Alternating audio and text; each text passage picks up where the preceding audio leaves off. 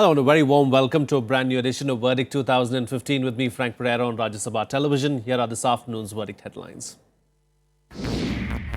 Voting underway in the first phase of elections in Bihar. 27.34% votes cast so far as 49 constituencies seal the fate of 583 candidates.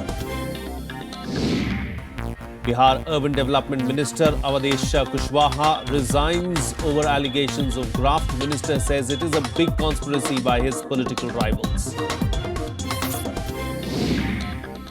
After Election Commission approval, Prime Minister holds rally in Jahanabad. Opposition has lodged a complaint against the rally that coincides with the first phase of polling. And in focus today is self-help groups in Bihar that are becoming a focus of all campaigns as they set to expand further following accolades from none other than the RBI chief. Well, the first of the 5 phases of elections to Bihar's 243-seat assembly is underway. Voting is underway in 49 constituencies across 10 districts in the state. So far, 27.34% of votes have been cast. Over 1 crore 35 lakh voters will decide the electoral fortune of 583 candidates. 10 seats in Samastipur, 7 seats each in Begusarai and Bhagalpur, 5 each in Banka and Nawada, 4 each in Khagaria and Jamui, 3 in Munger and 2 each in Lakhisarai and Sheikhpura are voting. The BJP has fielded 27 candidates in the 49 seats, followed by 24 by the JDU, 17 by the RJD, 13 by the LJP, 8 by the Congress, 6 by the Rashtriya Lok Samta Party and 3 by the Hindustani Awam Morcha Secular. Morwa and Moidun Nagar seats in Samastipur have a maximum of 18 candidates each. Meanwhile, Varsaliganj in Nawada has a minimum of 6 candidates. Well, the much-awaited Bihar polls, of course, are underway. Today is the first phase of a 5-phase of polling. The dates, of course, were announced about a month and a half ago, and after a build-up for about 1.5 months where political parties came out and campaigned, barbs and counter-barbs were made as well by several of these political parties. Finally, of course, it's D-Day today for 49 constituencies.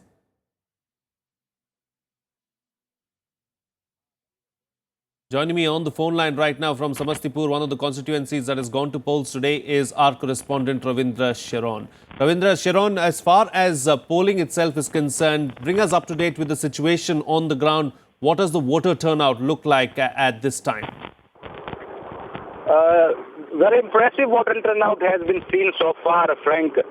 By now, almost 30% votes has already been polled as per the information we got from the Election Commission. And the most important reason, I think, is that the Election Commission has done a lot of exercise for a free, fair and participative election this time. They have ensured that no person should be stayed away from the voting only because of its threats or different reasons. Because of this area is an Naxal belt which is going to the polls in the first phase. The Election Commission has made special arrangements this time for the first phase of voting in Bihar. What we have seen is that a lot of station has been equipped with all the basic facilities of drinking water, toilets, chair for the voters.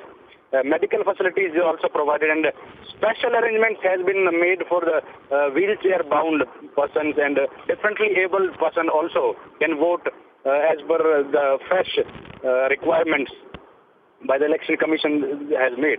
Besides, a huge 3-tier security arrangements has been done for 1.36 voter. This is unprecedented that the Election Commission has asked the Bihar police to stay away from the polling stations, and all the polling stations will be guarded by the Central Armed Police Forces. More than 1.2 lakh of the CAPF personnel has been deployed in different stations, and this is for the first time that Bihar police has been asked to refrain to stay away from the polling stations. Also, this is the first time in the democratic setup of country when the electronic voting machines are carrying the photographs of the candidates who are contesting election. This is to discourage the voters to the candidates. Many times we have seen namesakes are there, and the Election Commission is trying to make it more free, fair, and participative elections. Also, in the areas where Naxal problem is there, the CRPF is using Netra drone for the aerial surveys in tough geographical areas. Frank. Indeed, there are several firsts as far as these polls are concerned, and the Election Commission deserves a pat on its back for the kind of work that it has done in Bihar. But, in the past, Ravindra Sharon, we have seen that, as far as elections in Bihar are concerned, there have been a few incidents of violence, a few incidents of Maoist attacks as well. Are there any such issues being reported from any of the constituencies today? Frank, there is no untoward incident has been reported by any agency so far. This is very peaceful phase. Everything is going on smoothly as per the plans and arrangements made by the Election Commission. Absolutely right that they deserve a pat on the back. And also the past history of the elections in Bihar is not very praiseworthy. But this time Election Commission is doing a very great job. And especially in those belts, couple of days back we have seen that the boycott call was made by the Naxal organizations. But the people of these areas has totally rejected those that calls, and they are participating full-fledgedly in this election. All right, Ravindra Sharon, we'll have to leave it at that. Thank you so much for joining us there on the phone line and bringing us a ground report on the first phase of polling in Bihar. Joining me right now from Bihar is our guest, Sanjeev Verma, who's the news coordinator at The Telegraph. Very good afternoon, Sanjeev, and thank you for joining me on the program. First phase, it is part one of D-Day in Bihar today. After a lot of build-up for over a couple of months, the much anticipated polls have finally begun. Voter turnout is at about 30% thus far. Do you see that number going up? Of course, yes, this will go up. If you go through the villages of Bihar, you will find that poor people, particularly those who work in fields, they come to the polling booths after completing their daily course. So they would be coming in the afternoon.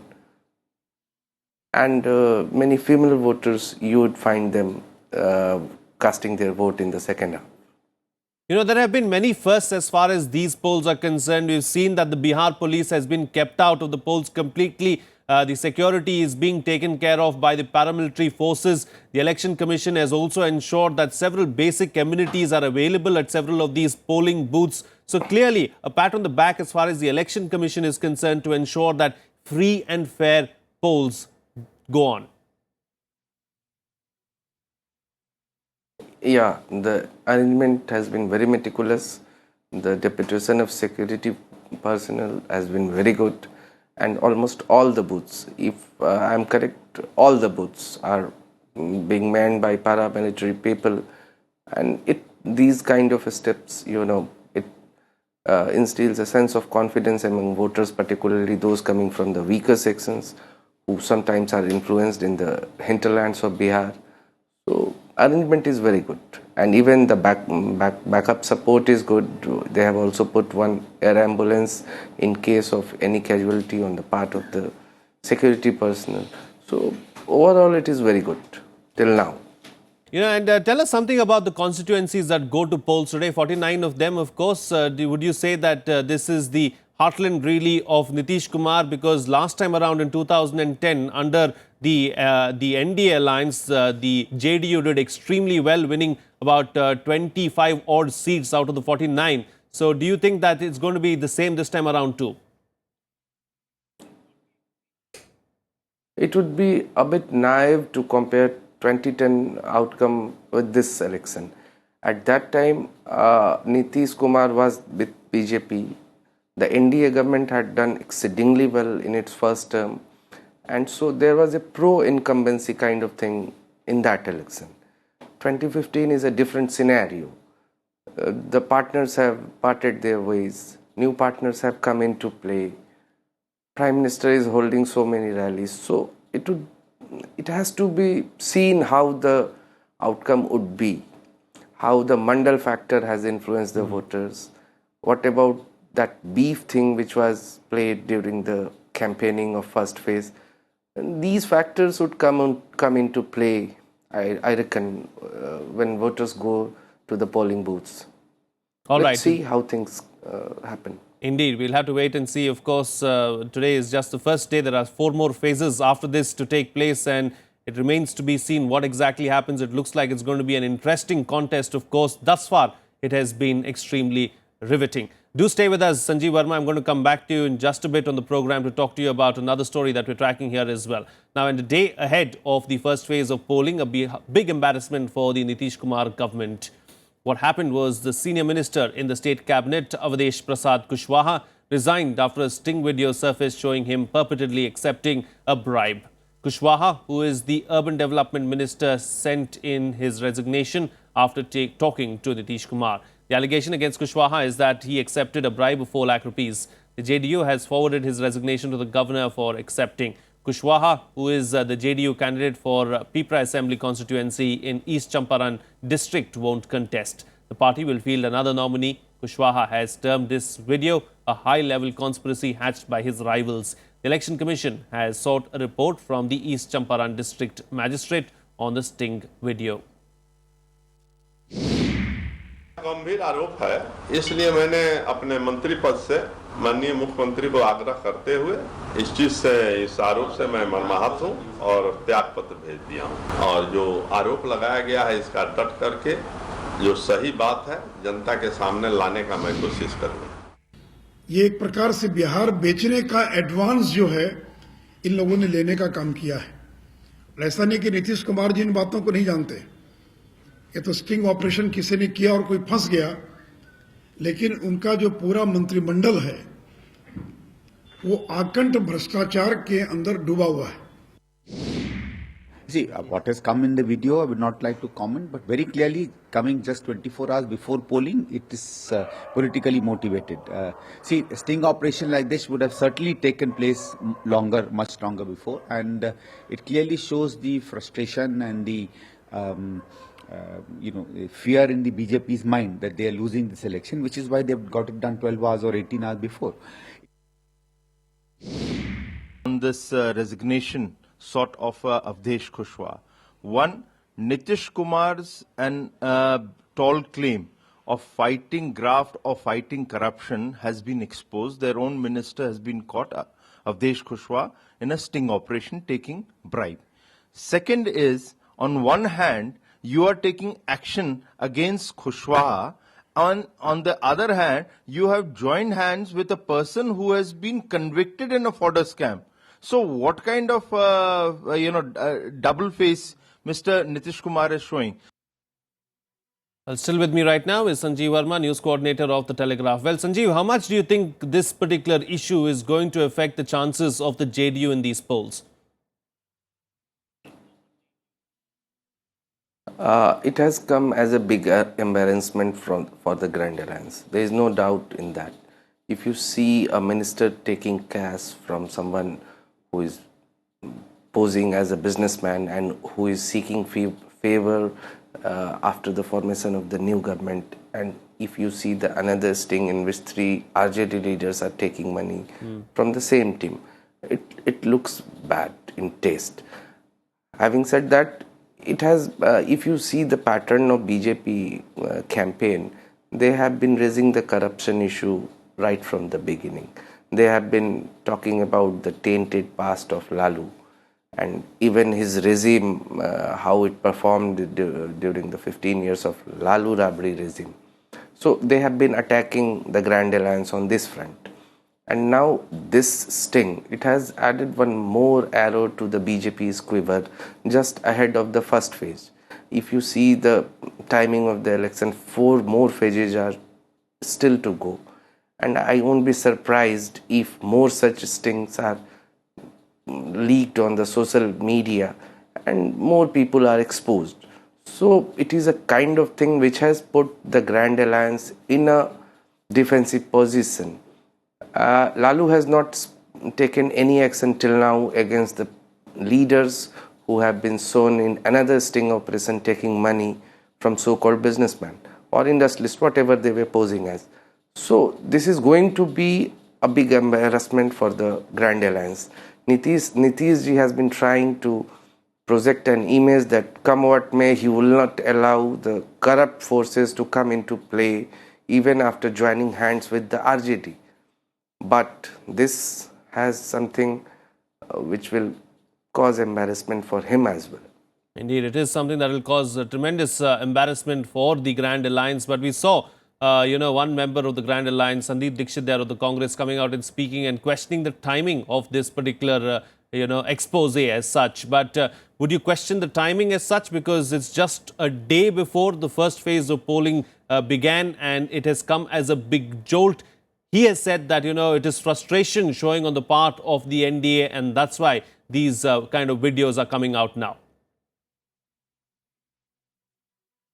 What Sandeep pointed out cannot be ruled out. The timing of the leak is very important. It came just one day ahead of the first phase poll.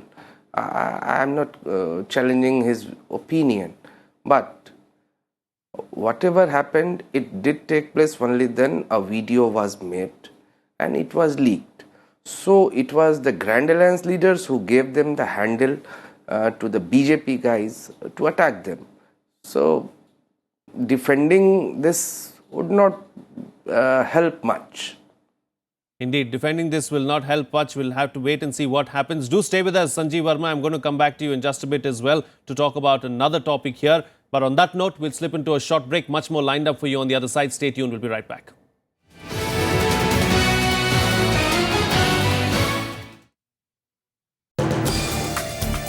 Today we bring to you the Negotiable Instruments Amendment Second Ordinance 2015. I think the ordinance in itself has created or made it much more easier for the individual borrowers to go and file a case wherever this is happening. This has provided an immediate relief to all those small borrowers and the small businessmen. Whenever we are working with fund houses and they have been, lending money, there are multiple check bouncing cases which we are facing on a daily basis. Watch Law of the Land on Rajya Sabha television.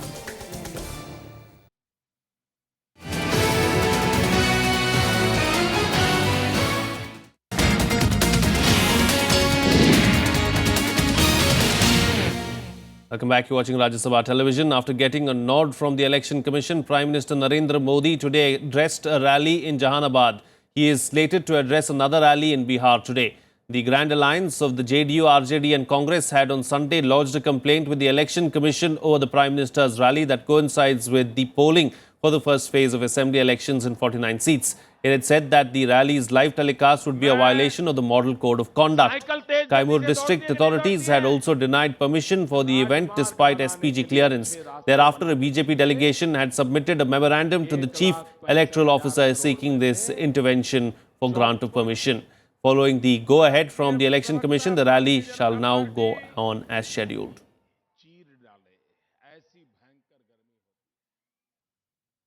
Well, still with me is Sanjeev Verma of the Telegraph. Well, Sanjeev, there was much, confusion as far as the Prime Minister addressing rallies today is concerned. Do you think it is fair that the permission has been given for the rallies?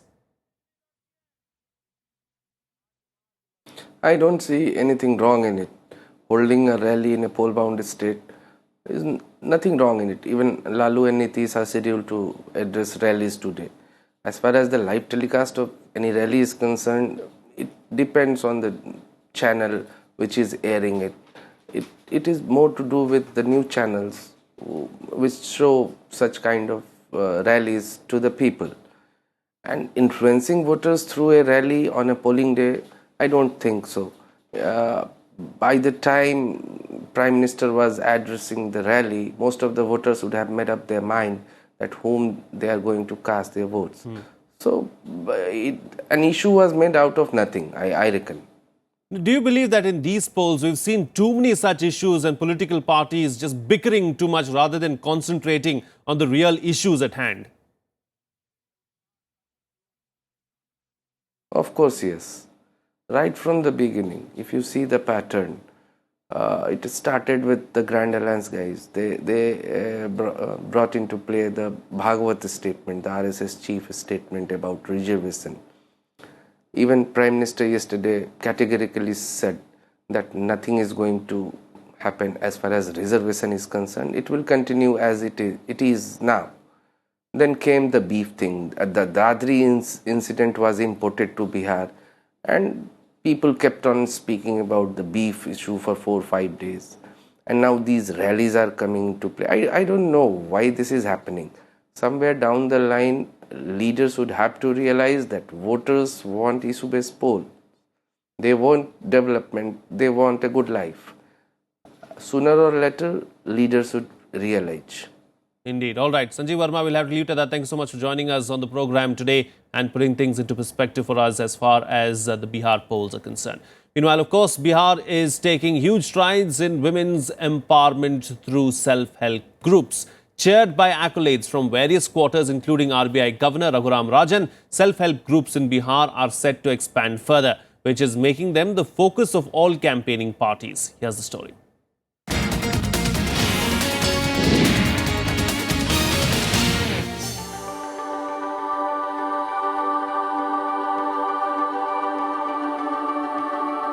It's been a while, but Naushad still remembers her ordeal. Her husband didn't want her to join the self-help group. Trying to prevent her from contributing ₹5 every month, he would beat her up, threaten to cut off her thumbs and throw her out of the house. Only when Naushad took a loan of ₹20,000 to pay off old debts did he realize the importance of what she was doing. पहले हमारी एक बच्ची पैदा हुई तो पैदा होने के बाद उसके इतना यानी ऊपर वाला मुसीबत दे दी, दुख दे दी उसको इतना कि हम डॉक्टर से इलाज नहीं उसको कर पाए। आज तक पूरी का पूरी हम अपना सपना को पूरा किए। आज जैसा चाहे मन चाहा बाल बच्चे को पहना रहे हैं, खिला रहे हैं, इंग्लिश मीडियम में 3 बच्चे को भी पढ़ा भी रहे हैं। Social help groups are making a difference in the state. Their activities include making incense sticks, pooling small savings, marketing local products, and providing nutrition to expectant mothers. Thanks to them, the local money lender who fleeced villagers charging high interest rates is today just a bad memory that's fading fast. तो 20 रुपया करके यानी सैकड़ा ही जरूरत पर जब तबीयत खराब या और कोई समस्या है तो मिलता था। अगर 500 लिए तो उसको 200 रुपया सूद हो जाता था। 80 lakh women have been benefited from the 2 lakh self-help groups in the state. Many of them operate under the centre's ambitious National Rural Livelihoods Mission. The state government has also promoted them in a big way. No wonder they are ardently wooed across the political spectrum. With poverty came illiteracy, and with illiteracy came low self-esteem. But now, economic liberalization and new perspective are discernible changes that SHGs have brought, ushering in self-dependence and self-confidence, and most importantly, political awareness. These women no more simply follow the instructions of their husbands before casting their votes. In Bihar with camera person Sudhanshu, I'm Kriti Mishra for Rajya Sabha Television. We now shift focus to Hajipur, where farmers engaged in banana plantations are awaiting help from the government to reap benefits from their produce. Here's more.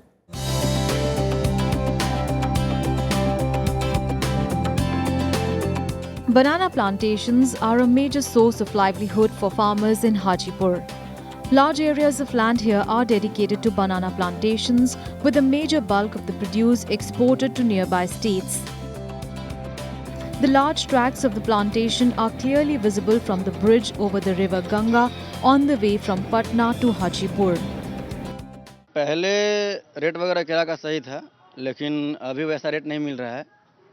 और जैसे मान लीजिए कि लगन का season में तो कुछ सही रहता है, उसके बाद तो 30 रुपए 40 रुपए घोर हो जाता है। The banana plant can be easily grown with water from bore wells. The income from such a produce is also impressive. But due to lack of support from the government, farmers are facing several problems. Apart from the plant, the leaves and the banana stem can be a source for a parallel industry. But lack of infrastructure here has meant that this potential cannot be tapped into. Profit है नहीं, इसलिए दिक्कत हर किसान को है। समस्या गंभीर है।